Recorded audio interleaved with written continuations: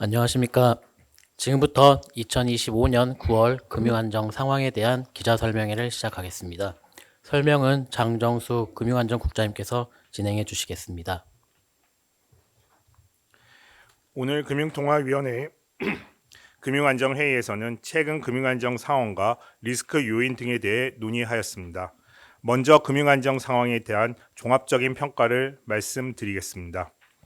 우리나라 금융 시스템은 양호한 금융기관의 복원력과 대외 지급 능력을 기반으로 대체로 안정적인 모습을 유지하고 있습니다. 다만 최근 가계대출 증가세 둔화에도 불구하고 수도권 주택가격 상승 기대가 유지되고 있어 금융 불균형 축적 우려는 여전히 잠재해 있습니다.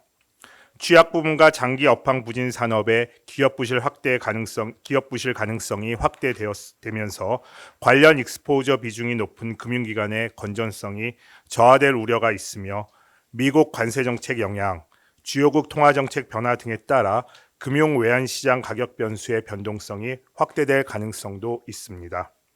이어서 금융 안정 상황을 부문별로 간략히 말씀드리겠습니다. 신용시장에서는 기업 신용은 전분기에 낮은 증가세를 지속한 가운데 가계 신용의 증가세가 확대되면서 GDP 대비 민간 신용 비율이 소폭 상승하였습니다. 자산시장은 미국 관세 정책 발표, 주요국 통화 정책 기대감 등 대내외 요인 변화에 따라 금융시장 가격 변수가 큰 폭 하락 후 급등하는 등 높은 변동성이 이어졌습니다. 부동산 시장에서는 수도권의 경우 주택 매매 가격 상승세가 확대되었다가 6.27 대책 이후 다소 둔화되었으나 둔화폭은 제한적이며 비수도권에서는 가격 하락세가 상당 기간 지속되고 있습니다. 금융기관의 자산 건전성은 업권 간 차별화된 흐름 속에 다소 개선되는 모습을 나타냈으며 복원력은 전반적으로 양호한 수준을 유지하였습니다. 대외 부분에서는 환율이 높은 변동성을 보인 가운데 외환 자금 조달 여건과 대외 지급 능력은 대체로 양호한 상태를 유지하였습니다. 앞으로의 금융 안정 상황은 국내외 경제 여건의 불확실성, 실물 부분의 성장세 및 부동산 시장 상황 등에 주로 영향받을 것으로 예상됩니다. 금융 여건 완화 과정에서 금융 불균형 축적 우려가 잠재해 있는 만큼 긴밀한 정책 공조를 통해 대응해 나가는 것이 중요합니다. 미국 관세 인상 영향이 본격화되고 일부 산업의 업황 부진이 장기간 지속될 경우 관련 부분을 중심으로 부실이 확대될 가능성이 있는 만큼 금융기관의 건전성 관리 노력은 지속되어야 할 것입니다. 아울러 대내외 여건 변화에 따른 금융 외환시장 변동성 확대 가능성에 유념하여 금융기관의 연말 유동성 관리를 강화할 필요가 있습니다. 이상으로 금융 안정 상황에 대한 대략적인 설명을 마치고 세부 내용에 대해서는 질의응답을 통해 설명드리도록 하겠습니다. 지금부터 질의응답을 갖도록 하겠습니다. 질문하실 때에는 소속과 성명을 말씀해 주시기 바랍니다. 남 기자님.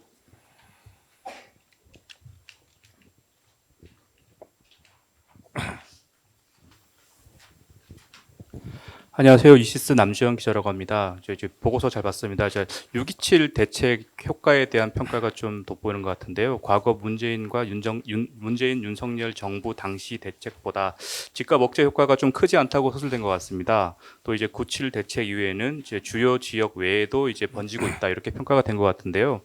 이 과거 정책도 사실상 부동산 상승을 막기에 부족하다는 평가를 들어왔는데 이번에도 이제 6.27 대책과 이제 9.7 대책에 대해서 어떤 점 때문에 과거 대책에 못 미친다고 평가했고 그 차이에 대해서는 어떻게 판단하시는지 궁금합니다.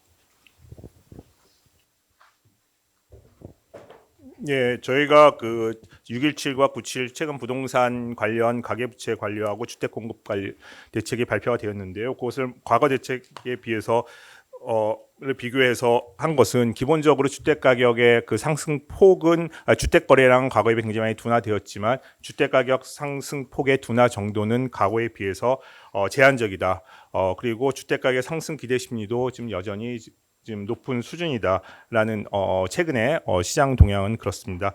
다만 최근 그 가격 상승이나 최근에 어떤 그 최근에 주택 가격이나 그러한 움직임을 보면 이제 정부 대책의 영향 이외에도 여름이 지나고 지금 가을 뭐 이사철 수요라든지 계절적 이사 수요라든지 또 일각에서는 규제 지역이 추가 지정될 수 있다라는 예상에 따른 선구매 수요 등도 일부 이렇게 작용하고 있는 것으로 보입니다. 그래서 그 뭐 지금의 대책 효과를 뭐 이렇게 딱 그 뭐 얘기하기보다는 부동산의 가격제 그 안정 추이는 좀 더 지켜봐야 될 것으로 생각이 됩니다.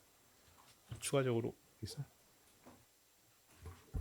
예, 추가해서 좀 말씀드리면 627 대책은 주로 이제 수요 대책 위주로 구성이 돼 있고 97 대책은 주로 이제 공급 위주 대책으로 구성돼 있지 않습니까? 그래서 과거의 대책도 여러 가지 수단을 활용해서 대책이 나왔는데 그 당시에 금융 여건의 상황과 그다음 주택시장 상황이 좀 다른 모습을 보이고 있는 부분도 있기 때문에 그거를 기계적으로 현재하고 비교하지 못할 부분도 있고요. 그다음에 공급 대책은 아무래도 이제 시간이 장기간 소요되는 부분이 있기 때문에 그런 부분들이 현재 시장에서 반응이 어떤지 조금 더 계속 관찰하면서 추가적으로 이제 그 시장 상황이 변하거나 그럴 때에는 정부에서도 추가 대응책을 준비하고 있는 걸로 알고 있기 때문에 적절히 대응해 나갈 것으로 저희가 판단하고 있습니다. 예. 강 기자님. 네, 한국경제 강진규입니다. 저도 부동산 관련해서 여쭤보고 싶은데요. 그동안 이제 뭐 통방이나 이럴 때 커뮤니케이션 하실 때 하느니 우려하는 게 이제 서울 특정 지역 집값 상승이 아니고 이제 다른 지역으로 어떻게 퍼지는지를 좀 봐야 된다. 그런 얘기가 있었는데 지금 여기 뭐 노원이라든지 뭐 이런 노도광 뭐 금광구 이쪽까지도 지금 상승세가 나타나고 있다고 표현을 했는데 그런 어떤 다른 지역으로 파급이 좀 되는 우려가 좀 현실화하고 있다고 봐야 되는지 평가가 궁금하고요. 그리고 이 거시 건전성 강화 기조를 유지할 필요가 있다 하셨는데 이게 뭐 추가적인 대책이 필요하다고 보시는 건지 궁금하고요. 그리고 이제 현재 상태가 계속될 경우에 10월 금리 인하 가능성이 좀 멀어지는 거 아니냐 이런 의견이 있는데 어떻게 생각하시는지 궁금합니다.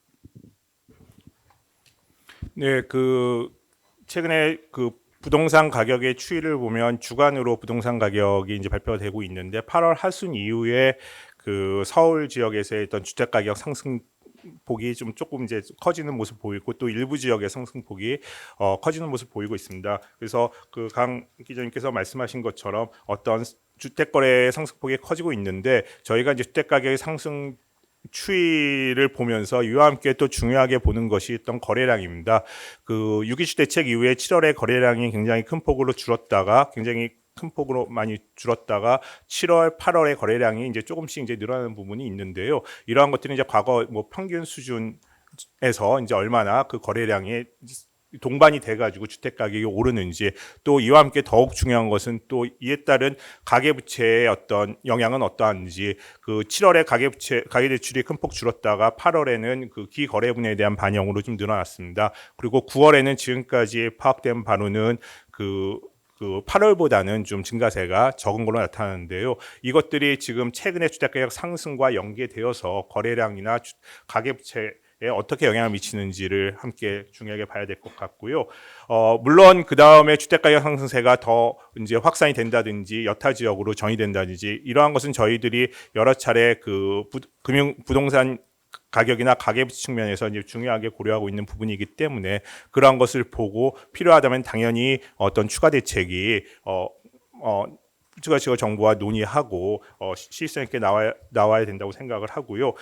통화 정책과 관련해서는 아직 그 10월 23일 금리 결정까지 시간이 있으니까 그때까지 어떤 그 부동산 시장이나 가계부채 등 금융안정 또 금융안정에는 그 외 여러 요인들이 있으니까 그 부분 그 다음에 가장 또 중요하게 경기나 물가 상황 등을 종합적으로 고려해서 10월에 금리 결정이 이루어질 것으로 생각하고 있습니다. 예, 오 기자님. 네, 연합인포맥스의 오진우 기자입니다. 이게 작년하고 좀 비슷한 상황이다라는 생각이 드는데 작년 아마 이때쯤인 것 같은데 금안 보고서를 발표하시면서 그때 정부가 이제 DSR 2단계 시행인가요? 그걸 시행하는 과정에서 정부의 그 가계부채 억제 의지를 신뢰한다. 네,는 평가를 강하게 하셨고요. 그러고 나서 이제 10월 때부터 금리 인하가 시작됐는데요. 뭐 그 평가가 지금 상황, 부동산 시장 상황을 돌아보면 그렇게 정확하진 않았다라는 생각이 일단 들고요. 그리고 지금은 이제 정부가 그 6.27 대책, 뭐 평가로는 초유의 초강력 대책이다라는 평가가 나오는데, 오히려 하는 입장에서는 그러면 그게 이제 작년에 DSR 2단계 시행했던 것보다 강도가 뭐 약하거나 효과가 좀 덜하다라고 보는 근거가 무엇인지, 그냥 시장 상황이 집값이 잘 안 잡히고 있으니까 약하다고 보시는 건지가 궁금하고요. 그 다음에 하느니 최근에서 이제 금리 인하에 앞서서 거시 건전성 대책이 강화돼야 한다고 계속 이야기를 하고 있는데, 지금 나온 6.27 대책, 그 다음에 최근에 뭐 또 조금 금융위가 다른 부분도 몇 개 말을 한 것 같은데요. 이 정도가 금리 인하를 위한 선제적인 거시 건전성 조치로 충분하다고 보시는지, 아니면 그 전에 물론 뭐 부동산 시장 상황이 더 악화되면 나온다고 말씀하셨는데, 그게 아니라 지금 상황에서도 더 강한 조치가 나와줘야 이제 금리 인하가 가능하다라고 보시는 건지, 이 세 가지 설명 부탁드립니다.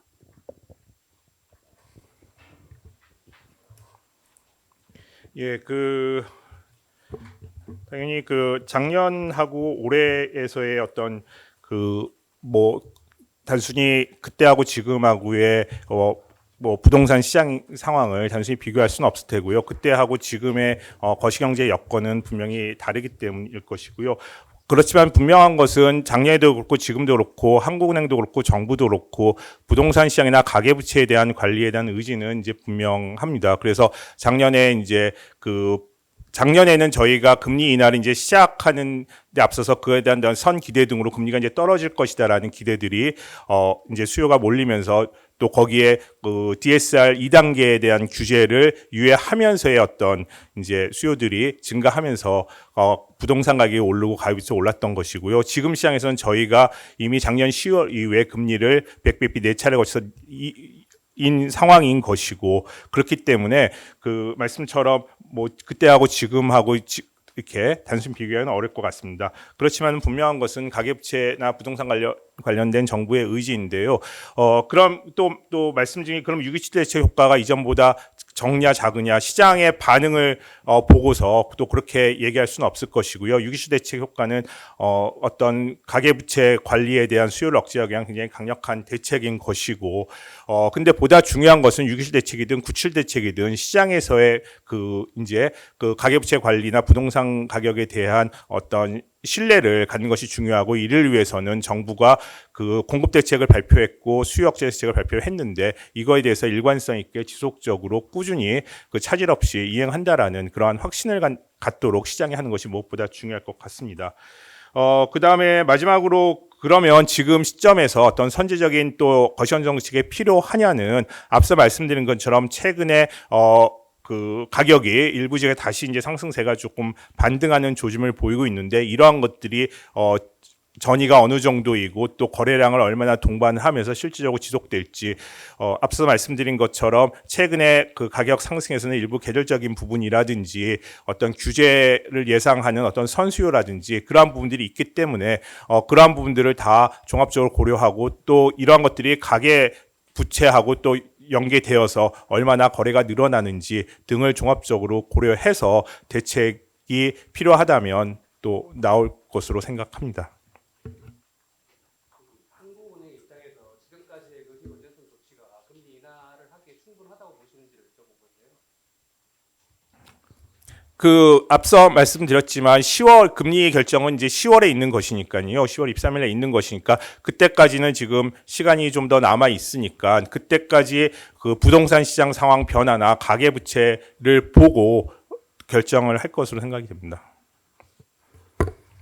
예, 추가해서 좀 말씀드리면 작년하고 올해하고의 주택 시장의 상황을 약간 비춰보면 서울 지역의 주택 가격 상승은 좀 비슷한 양상이긴 하지만 작년의 경우에는 조금 외곽 지역에서 서울 중심부로 천천히 올라가면서 7월 달을 정점으로 해서 주택 가격이 많이 올랐던 걸로 기억하고 있고요. 올해의 경우에는 아무래도 서울 인기 지역을 중심으로 공급 부족 우려 이런 시각과 겹치면서 상승세가 좀 빠르게 나타났던 걸로 저희가 좀 상황이 좀 다른 부분도 있다는 점도 살펴봐야 될 것 같고, 있고요.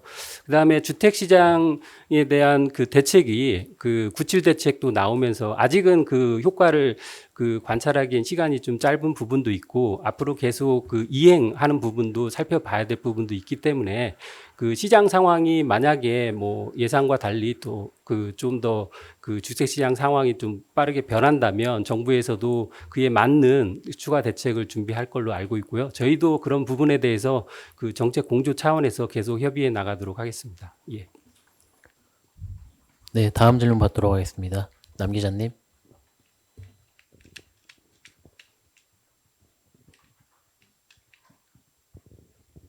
안녕하세요. 이시스 남주현 기자입니다. 방금 이사님 발언 중에서 이제 작년 부동산 상황에 대해서 금리가 떨어진다는 예상의 수요가 몰렸다 이렇게 언급을 주셨는데요. 올해는 어떨까요? 이제 올해 같은 경우에 최근에 뭐 금통위원께서는 10월이나 11월 중에 금리를 낮출 것이다라는 발언을 내놓으셨고요. 총재께서는 내년 상반기까지 금리 인하 기조가 유지된다. 뭐 이렇게 말씀을 주셨던 적이 있습니다. 이런 이런 금리 인하 기대 시그널이 이제 집값 상승 기대를 자극할 가능성에 대해서 어떻게 판단하시는지도 궁금합니다. 기본적으로 금리와 주택 가격은 또 당연히 상관관계가 높고요. 특히 금리 인하는 그 주택 가격을 올리는 요인으로 작용을 하는 것은 이제 분명합니다. 그래서 앞서 말씀드린 것처럼 작년에는 저희가 긴축 기조에서 이제 완화 기조로의 이제 전환을 앞두고 시장에서 이제 기대들이 작용을 했던 거고요. 지금은 금리를 4차례 100bp를 내렸기 때문에 저희가 또 말씀드리는 것은 그 주택가격과 금리 간의 어떤 비선형성을 말씀드립니다. 즉 같은 금리 인하를 하더라도 금리가 수준이 훨씬 더 낮으면 주택가격에 미치는 영향은 더 클 수밖에 없습니다. 그래서 저희가 누차 말씀드리지만 통화정책을 수행함에 있어 물가 경기와 함께 금융 안정을 중요하게 고려하는 거고 또 금리를 이렇게 내린 시점에서는 가계부채나 부동산 시장에 더 유념할 수밖에 없을 것 같습니다. 예, 그래서 그러한 부분들을 저희가 계속해서 유념하고 있고 또 그래서 늘 강조하지만 한국은행도 정부도 가계 부동산 시장과 가계부채에 유념을 하고 있지만 한국은행도 그 금리 인하를 통한 그 유동성 공급이 부동산 가격 집값 상승에 대한 기대 심리를 부추기지 않도록 그렇게 유념을 해서 정책을 수행하고 있습니다. 추가 질의 받도록 하겠습니다. 네, 김 기자님.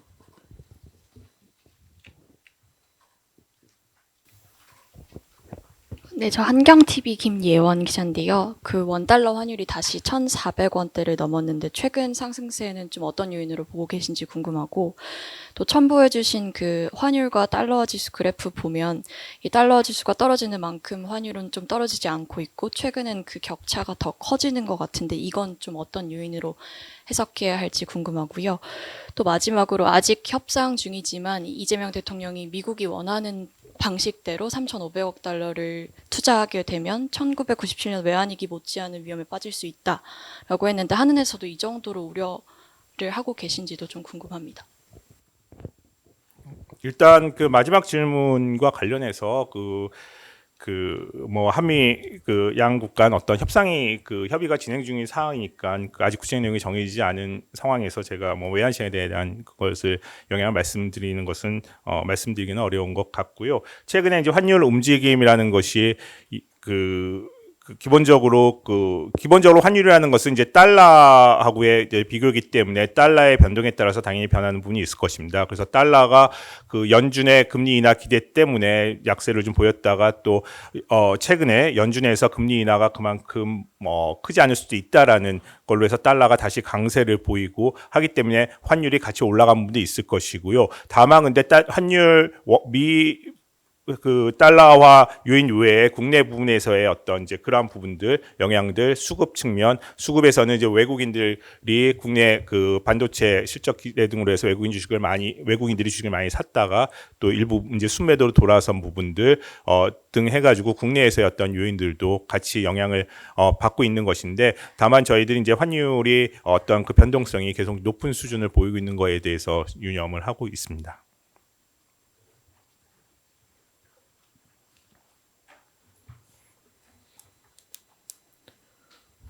네, 네, 저 중앙일보 박유미 기자입니다. 그 취약차주 비중이 7% 수준에 정체돼 있는데 어쨌든 자영업자 중심으로 부실 위험이 좀 커진다고 하셨는데요. 그 원인이 좀 궁금하고 취약차주 확대 가능성도 좀 궁금합니다. 그리고 비은행 연체율이 하락한 것이 매상각 효과라고 하셨는데 어떤 다른 실질적 위험이 좀 잠재되어 있는 것은 아닌지 이 부분에 대한 설명도 부탁드립니다. 예, 취약차주에 대해서 제가 말씀을 드리고요. 비은행 쪽 연체율 하락은 부장님께서 말씀드리겠습니다. 기본적으로 취약차주에서 일단 제가 크게 말씀드리면 그 취약차주 연체율이 계속 이제 높은 수준을 보이고 있는 것은 연체율이라는 것이 기본적으로 원리금 상환 부담이 저희가 금리를 내렸기 때문에 원리금 상환 부담은 좀 완화됐을 것입니다. 근데 그에 못지않게 또 그 매출이라든지 어떤 수익성 부분이 그 어떤 그 영향을 미치기 때문에 그런데 이쪽 부분에서의 어떤 개선은 지금 부진한 부분에 대해서 요인이 있을 것이고요. 그렇기 때문에 경제 여건의 불확실성 때문에 그것이 이제 계속 확대될 가능성도 배제하기 어렵다라는 지금 평가를 내린 것입니다. 추가적인 비은행 연체율과 관련해서 말씀드리겠습니다. 그 가계 기업 모두 그동안 그 연체율이 상승세를 보이다가 그 이번 그 6월 말 기준으로 해서 그 매상각 이런 효과들이 발생하면서 연체율이 소폭 하락하는 그런 모습을 보였습니다. 특히 잘 아시다시피 비은행권의 연체율은 부동산 PF와 관련된 부분도 많았기 때문에 정부가 추진하는 PF 구조조정이 좀 계속 지금 추진되고 있고 그다음에 PF 시장의 위험도 어느 정도 개선되고 있는 상황인 것을 반영하고 있는 것으로 저희가 판단하고 있습니다. 다만 그 지방 부동산과 관련된 그 신용 위험이나 이런 부분들은 아직 그 가시지 않은 상황이기 때문에 이런 부분들은 조금 더 그 비은행 부분에 대한 연체율을 높일 여지가 있다고 보고요. 이런 부분에 대해 정부가 지원 정책이나 각종 대책을 내놓은 것도 그 연체율 낮출 요인이기 때문에 상하방 요인이 있다고 보고 앞으로도 비은행 연체율이 그 좀 높은 수준이지만 잘 관리될 수 있도록 저희도 모니터링 하도록 하겠습니다. 예, 진 기자님.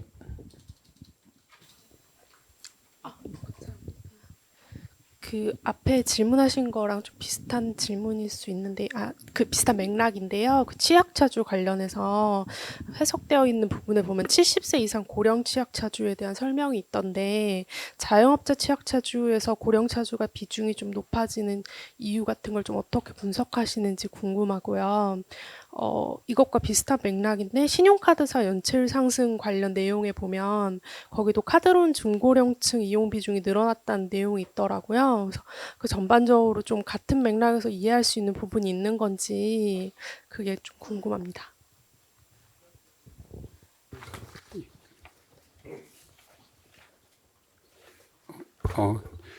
취약차주 같은 경우에는 저희가 아무래도 그 고령층의 과거에 분석했을 때도 보면 고령차주들이 은퇴 시기에도 부채를 줄이지 못한 상태에서 이제 고령층에 진입하고 그 고령층 인원이 좀 늘어나는 효과가 좀 가미가 되어 있고요. 또 그 자영업자 차주 같은 경우에는 이미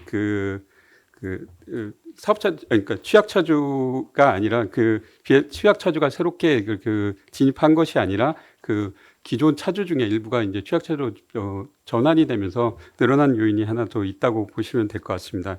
그리고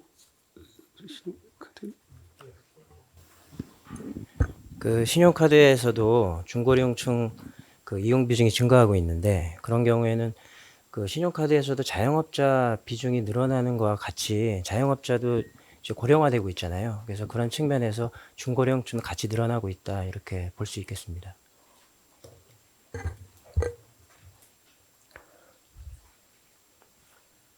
추가 질문 있으십니까? 예, 장 기자님. 네, 이데일리 장려원 기자입니다. 그 잠재 취약자 수도 계속 늘어나고 있는데요. 이게 가계부채, 그러니까 전반적인 신용 증가랑 이제 맞물려서 원래 이렇게 수가 늘어나는 추세를 보이는 건지 지금 보고서에 있는 시계열은 21년 정도부터 나와 있는데 궁금하고요. 근데 또 차입 금액이 큰 잠재 취약자들은 줄었다고 나와 있는데 이 배경도 좀 궁금합니다. 그리고 금융 취약성 지수가 장기 평균에 근접해 있는데요. 여기 이거 어떻게 해석하면 좋을지 이게 좀 선행 혹은 후행 지표인지 좀 평가 부탁드립니다. 네, 일단 취약성 지수가 기본적으로 저희가 큰 지수를 두 가지를 금융안정 상황에서 이제 보는데요. FSI 금융불안 지수와 FVI 금융 취약성 지수인데요.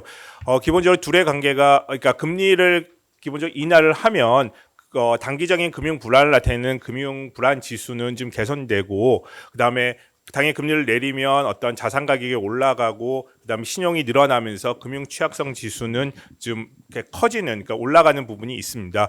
그럼에도 불구하고 FSI는 최근에 어떤 여러 불확실성 때문에 지금 하락했지만 주의 단계에 있는 것이고요. 말씀 주신 것은 FVI는 그간에 이제 금리를 인하를 이제 시작하면서 저희가 가격체 관리를 계속 해 왔는데 그럼에도 불구하고 이제 일정 부분 이제 자산 가격이 또 올라가면서 또 신용이 늘어가는 부분 때문에 금융 취약성 지수가 좀 반등한 부분이 있는 것이고요. 다만 그 수준 자체가 지금 이제 하락했다가 장기 평균 수준에 근접한 것이고 그래서 앞서도 말씀드린 것처럼 통화 정책을 금리를 결정함에 있어서 금리를 또 인하를 하면 할수록 그러한 금융 취약성 지수는 더 높아질 수가 있으니까 그 부분에 유념을 해가지고 통화 정책을 해나갔다 말씀을 드린 것입니다. 그 다음에 잠재 취약 차주에 대해서는 좀 더 구체적인 것은 김정호 팀장이 말씀드리겠습니다. 예, 잠재 취약 차주 같은 경우는 저희가 이제 취약 차주로 나중에 전이될 가능성이 높은 그래서 약간 예비적인 취약 차주로 갈 수 있는 차주로 분류해서 저희가 비중이나 흐름을 좀 보고 있는데요.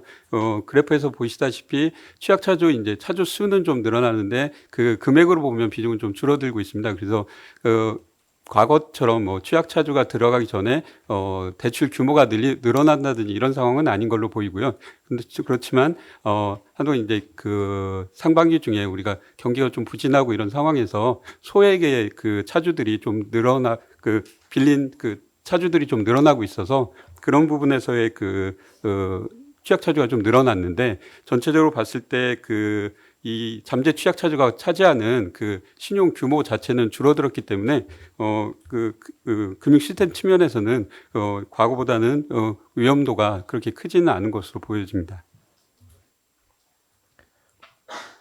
네, 서 기자님. 네, 아주경제 서민지 기자입니다. 서울 집값을 잡기 위해서 주택시장 기대심리 관리를 위해 거시건전성 정책 강화 기조를 유지해야 된다 이렇게 얘기 주셨는데 거시건전성 정책 강화 기조는 얘기해 주셨다시피 강도 높게 진행되고 있고 또 구치 대책 효과도 추가로 봐야 하긴 하겠지만 지금 이제 한편으로는 현 정부에서 추진하는 건설사 중대재해 조치 이런 것 때문에 공급이 줄어들 거다 해서 매수 기대 심리에 작용한다는 이야기가 많이 나오고 있어서 단순히 거시건전성 정책 강화 기조 유지만으로 이제 이게 잡힐 거라고 보시는지 관련해서 하는 입장이 궁금합니다. 기본적으로 부동산 시장이라는 부동산 가격이라는 것은 여러 요인에서 영향을 받을 것입니다. 기본적인 수요와 공급이 있을 것이고요. 그 다음에 한국은행이 결정하는 금리에서의 금융 여건 부분도 당연히 영향을 받을 것이어서 이 모든 것이 함께 어우러져야 부동산 가격의 안정을 취할 수 있을 것이고 있을 것입니다. 그래서 말씀드린 것처럼 이제 기본적으로는 수요를 억제하고 가계대출이 무리한 가계대출을 동반해서 주택 가격을 주택을 구입하지 않도록 하는 거시건전성 규제 강화가 있어야 되는 것은 당연하고요. 말씀드린 것처럼 이제 공급 대책도 기본적으로 꾸준히 일관되게 추진되는 것이 중요한 것입니다. 공급 대책이 발표가 되었는데 공급 대책이라는 것은 수요는 기본적으로 바로 제약을 하는 것이니까 영향을 미치는데 공급 대책은 특히나 기대 심리에 영향이 클 것으로 생각이 됩니다. 왜냐하면 공급 대책을 발표했다고 해서 주택이 바로 공급되는 것은 아니니까요.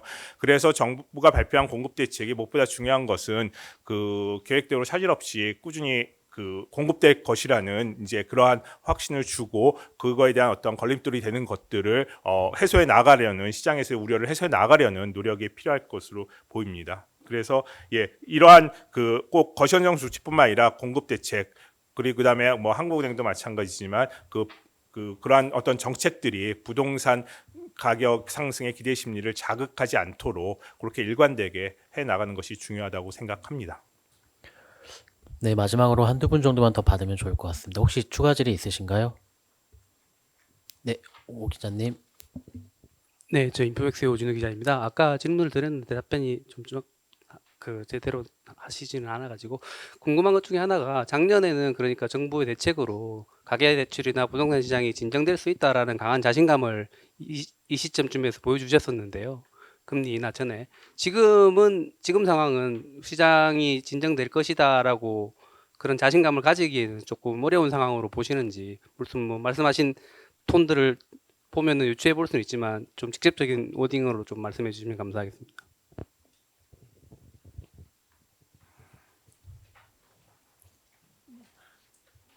다시 한번 말씀드리지만 뭐 정부도 그렇고 한국은행도 또 부동산 시장이나 가계부채에 있어서의 어떤 안정을 위해서 이제 계속 노력을 할 것이고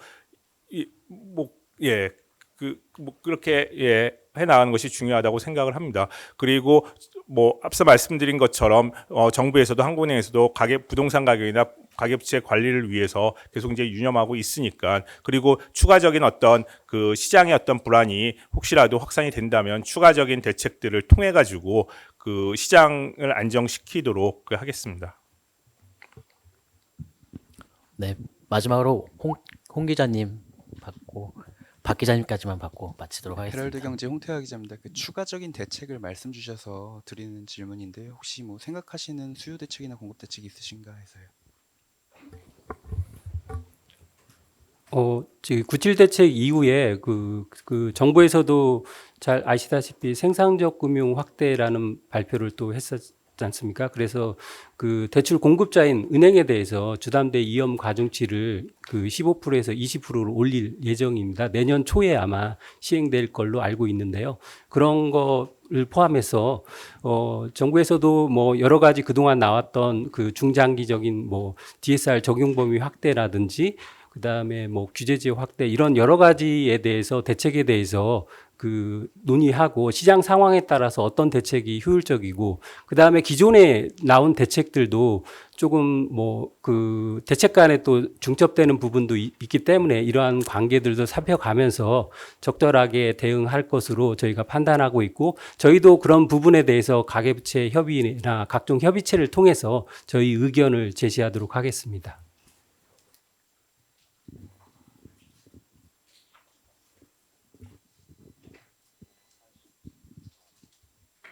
네.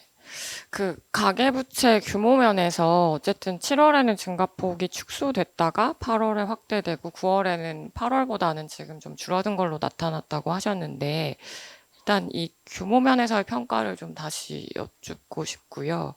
그리고 어쨌든 정부의 627 고강도 대출 규제로 현금 부자 위주로 주요 지역에서 거래가 이어지고 있다고 뭐 평가가 나오고 있는데 이를 감안하면은 어쨌든 금통위에서 강조했던 추세적 안정에 대한 판단이 현재로서는 집값 상승이나 거래량 흐름을 더 중시한다고 봐도 될지 추세적 안정을 판단하기 위한 지표들에 대해서도 좀 더 구체적인 설명을 부탁드립니다.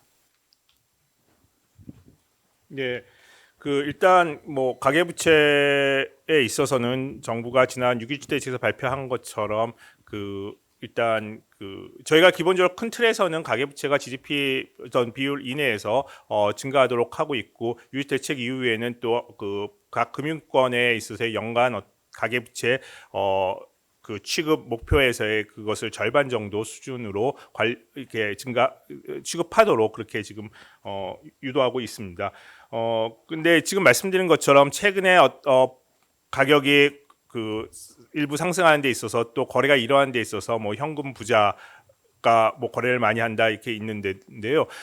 근데 앞서 제가 말씀드렸지만 주택 가격 상승을 하는데 또 함께 중요하게 저희가 보는 것은 이제 거래량인 것이고요. 그 거래량이라는 것이 기본적으로 부동산 가격이라는 것은 굉장히 그 큰 자금을 필요로 하는 것이니까 거래가 늘어나면서 많은 사람들이 주택 거래를 하게 되면 당연히 그 부채가 수반이 될 수밖에 없습니다. 그래서 레버리지가 수반될 수 없기 때문에 그렇게 되면 가계대출이 또 따라서 늘어날 수밖에 없을 것입니다. 그렇기 때문에 저희가 지금 계속 유념해서 보는 것은 그 부동산 가격의 어떤 상승 추이가 지속되는지 이와 함께 그 가격 상승이 여타 지역으로 일부 지역이 아닌 전부 여타 지역으로 확산이 되는지 그런데 그렇게 확산되는 과정에서 거래량이 많이 늘어나고 또 그것이 가계부채하고 연계되어서 일어나는 것인지 그러한 것들을 좀 종합적으로 봐야 될 것이고요. 그 부분에 유념을 해가지고 필요하다면 추가 대책이 또 실질성 있게 나올 수 있도록 지금 정부와 계속 노력하겠습니다.